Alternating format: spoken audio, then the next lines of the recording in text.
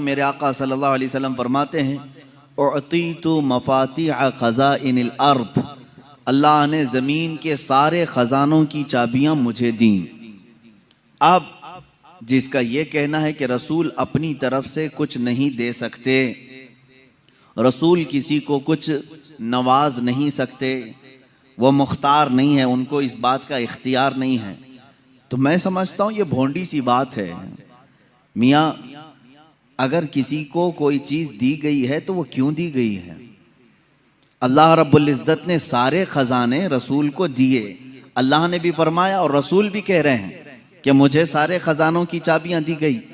اب ان سے پوچھو کہ یہ دیا کس لیے ہے، اللہ نے ان کو کس لیے دیا ہے رسول کو یہ سارے خزانوں کی چابیاں؟ یہ صرف اور صرف سٹیٹس بنانے کے لیے؟ کیا ایک سٹینڈرڈ مینٹین کرنے کے لیے جیسے کچھ لوگ رکھتے ہیں؟ جب کسی کے پاس کوئی خزانہ آتا ہے، اب ہمیں رسول پاک کی زندگی پڑھنے کے بعد بھی یہ پتہ چل رہا ہے کہ حضور نے پوری 63 سالہ زندگی خزانوں کی چیزیں استعمال نہیں فرمائی، وہ تو نہایت سادی زندگی پر قناعت کرتے رہے۔ اب یہاں سے بات یہی نکلتی ہے، اللہ نے اگر اپنے رسول کو سارے خزانوں کی چابیاں دی ہیں تو صرف رسول کو رکھنے کے لیے نہیں بلکہ بانٹنے کے لیے ہی دی ہیں، امت کے لیے دیا ہے۔ اب آپ یہ کہتے ہیں کہ رسول سے مانگنا نہیں چاہیے، تو خزانے ان کے پاس ہیں، نہ مانگے تو پھر کریں کیا؟ خود حضور فرما رہے ہیں میرے پاس سارے خزانوں کی چابیاں ہیں، جس کے پاس چابی ہے اس سے نہ پوچھیں، اس سے پوچھنا جرم ہے۔ مثال کے طور پر مسجد کس کی ہے؟ اللہ کی ہے، اس میں کوئی شک ہے آپ کو؟ مسجد کس کی ہے؟ اللہ کی ہے، سارے لوگ جانتے ہیں اللہ کی ہے، یہ اللہ کا گھر ہے، لیکن چابی مؤذن صاحب کے پاس ہے۔ ہم نے مسجد کے انتظامیہ کو بھی دیکھا، صدر ہے، متولی ہے، کوئی بھی ہے، انہوں نے مسجد کی دیکھ بھال کے لیے کسی کو مقرر کیا، کبھی مؤذن صاحب کے پاس کبھی امام صاحب کے پاس مسجد کی چابی ہے۔ تو آپ سیدھے اللہ کے گھر میں آنے کے لیے کیوں نہیں کہتے دروازے پہ کھڑے ہو کر کہ اللہ دروازے کھول دے؟ آپ مؤذن صاحب سے کہتے ہیں چابی لائیے کھولیے، اور یہاں پر آپ کو کوئی شرک کا فتویٰ بھی نہیں دیتا۔ چابی ان کے پاس ہے، مؤذن صاحب کے پاس، تو اگر ہم نے سوال کیا آپ کے پاس دروازوں کی چابیاں ہیں، ذرا کھولے، میں اپنے رب سے ملاقات کروں، اپنے رب کی بارگاہ میں عبادت کروں، ظاہر سی بات ہے ان کے پاس چابی کی ذمہ داری ہے تو ان سے سوال کرنے میں کوئی حرج نہیں۔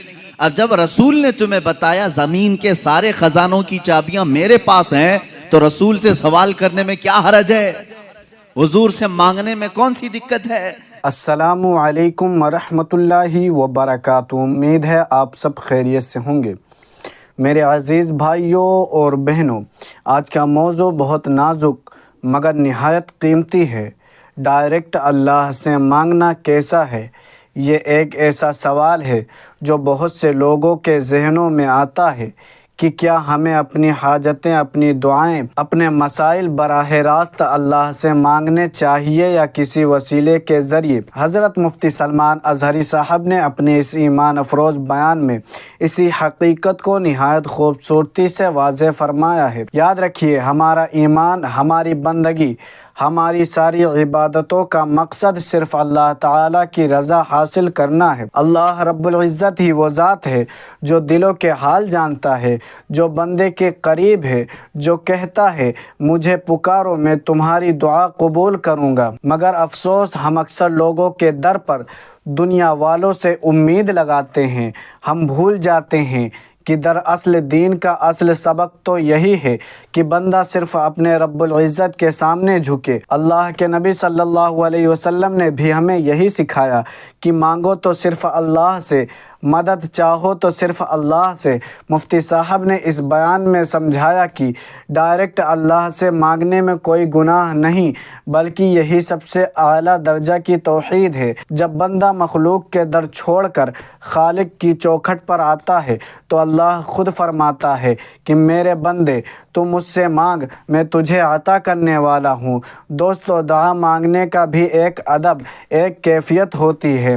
ہاتھ اٹھانے سے پہلے دل دل کو جھکانا ضروری ہے، الفاظ سے پہلے نیت کو صاف کرنا ضروری ہے۔ اگر دل میں سچائی، نیت میں اخلاص اور زبان پر اللہ کا ذکر ہو تو مانگنے والا کبھی خالی نہیں لوٹتا۔ لہٰذا آج کا یہ بیان ہمیں یہی پیغام دیتا ہے، اپنی دعاؤں کو لوگوں کے سامنے رکھنے سے بہتر ہے انہیں اپنے رب کے حضور پیش کرو۔ وہ سننے والا بھی ہے، قبول کرنے والا بھی ہے اور دینے والا بھی۔ آئیے آج عہد کریں کہ اب ہم اپنی امیدوں کا مرکز صرف اللہ کو بنائیں گے، دنیا والوں سے نہیں، صرف رب کائنات سے مانگیں گے، کیونکہ وہی دینے والا ہے، وہی سننے والا ہے اور وہی سب سے بڑا کریم و رحیم ہے۔ اللہ ہمیں توحید خالص کی نعمت عطا فرمائے، ہماری دعاؤں کو قبول فرمائے اور ہمیں ہمیشہ اپنے سامنے جھکنے والا بندہ بنائے۔ آمین یا رب العالمین۔ السلام علیکم ورحمۃ اللہ وبرکاتہ۔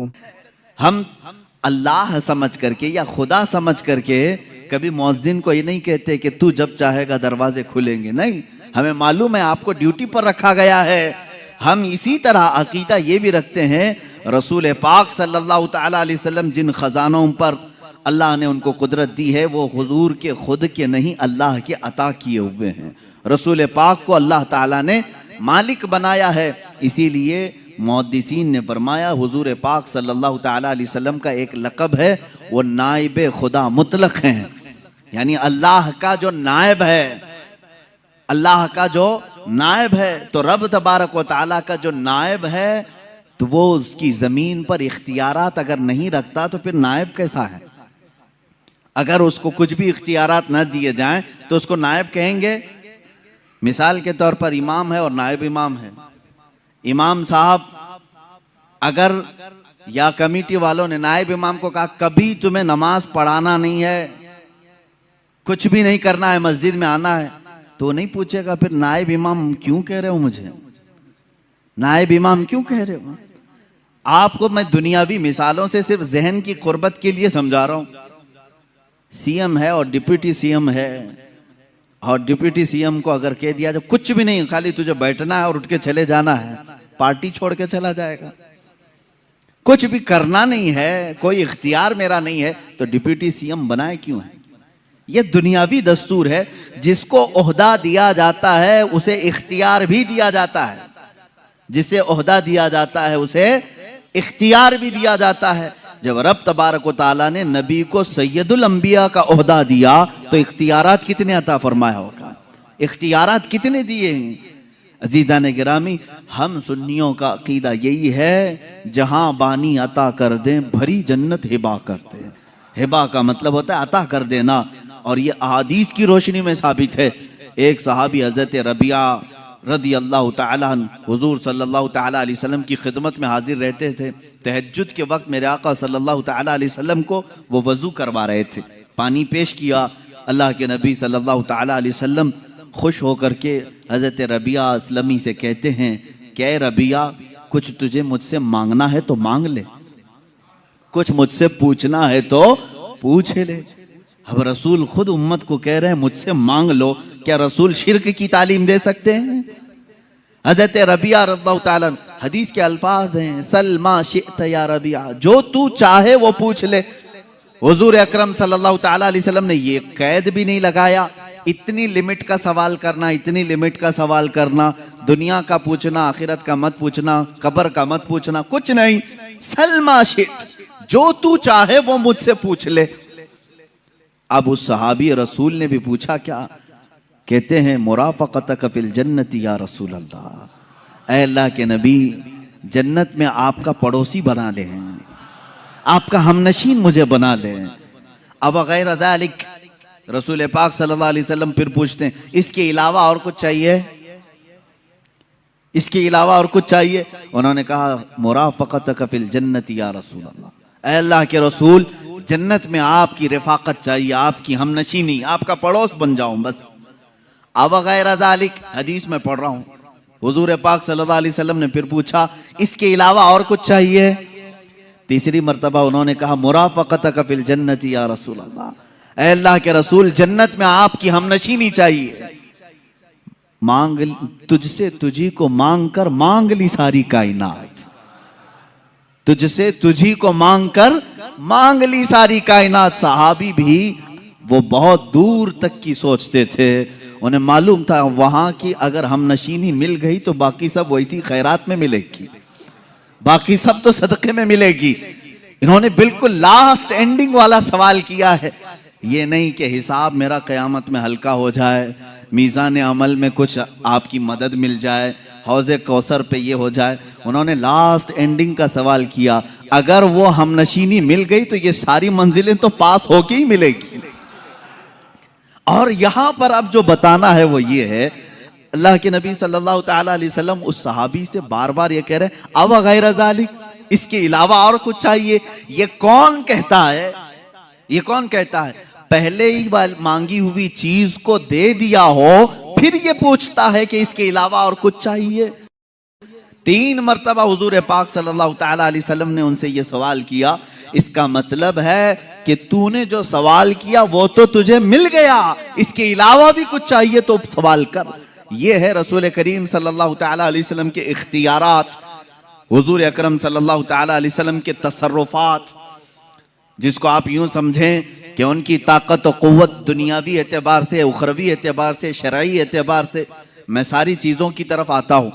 اللہ کے نبی صلی اللہ تعالیٰ علیہ وسلم کو اللہ تعالیٰ نے اختیارات کا مالک بنایا ہے، اور قرآن اس کی گواہی دے رہا ہے، یأمرہم بالمعروف وینہاہم عن المنکر ویحل لہم الطیبات ویحرم علیہم الخبائث ویضع عنہم اسرہم والاغلال التي كانت علیہم۔ قرآن پاک میں اللہ فرما رہا ہے وہ رسول تمہارے پاس ہے جو تمہیں اچھائیوں کی حکم دیتا ہے، برائیوں سے روکتا ہے۔ اب جو 2 لفظ آئے ہیں وہ یہ ہے، اللہ فرماتا ہے یحرم علیہم ویحل لہم الطیبات، پاکیزہ چیزوں کو تمہارے لیے وہ حلال بناتا ہے، اور ناپاک چیزوں کو وہ رسول تمہارے لیے حرام کہہ دیتا ہے۔ پتہ یہ چلا حرام اور حلال دنیا میں بنانا یہ بھی اختیارات رسول میں سے ہے۔ رسول جسے کہیں حلال وہ حلال ہے، اور رسول جسے کہیں حرام وہ حرام ہے۔ اس سے بڑھ کر کیا اور اختیارات؟ الحمدللہ میرے عزیز بھائیوں اور بہنوں، آپ نے حضرت مفتی سلمان اظہری صاحب کا یہ ایمان افروز بیان سنا، جس میں انہوں نے ہمیں یہ سبق دیا کہ مانگنا صرف اللہ سے ہے، اسی کے سامنے ہاتھ اٹھانا چاہیے اور اسی سے امید رکھنی چاہیے۔ دنیا کے لوگ تو وعدہ کرتے ہیں مگر بھول جاتے ہیں، لیکن اللہ وعدہ کرتا ہے اور پورا فرماتا ہے۔ جب بندہ سچے دل سے عاجزی کے ساتھ اپنے رب کے سامنے جھک کر مانگتا ہے تو اللہ فرماتا ہے میں اپنے بندے کی دعا قبول کرتا ہوں جب وہ مجھے پکارتا ہے۔ دوستو، ہمیں یہ بات ہمیشہ یاد رکھنی چاہیے کہ اللہ سے مانگنا کبھی شرم کی بات نہیں بلکہ عزت کی بات ہے۔ ہر نماز کے بعد، ہر رات سونے سے پہلے تنہائی میں اپنے دل کی بات اللہ سے کہہ دیا کرو، وہ سننے والا بھی ہے، دیکھنے والا بھی اور دینے والا بھی۔ اگر ہم دنیا والوں سے مانگیں گے تو مایوسی ملے گی، لیکن اگر ہم اللہ سے مانگیں گے تو رحمتیں، برکتیں اور سکون ملے گا۔ بس دل میں اخلاص ہو، نیت سچی ہو اور یقین کامل ہو کہ میرا رب سنے گا تو وہ ضرور عطا کرے گا۔ آئیے آج سے ہم سب عہد کریں کہ اب اپنی ہر ضرورت، ہر خواہش اور ہر دعا کے لیے صرف اللہ کے در پر جھکیں گے۔ وہی رب ہے جو ہمارے دلوں کے حال کو جانتا ہے اور وہی ہے جو ہمارے لیے بہترین فیصلہ فرماتا ہے۔ اللہ ہم سب کی دعاؤں کو اپنی بارگاہ میں قبول فرمائے، ہمارے دلوں کو اپنے ذکر سے آباد رکھے اور ہمیں ہمیشہ اپنی رحمتوں کا سایہ نصیب فرمائے۔ آمین یا رب العالمین۔ السلام علیکم ورحمۃ اللہ وبرکاتہ۔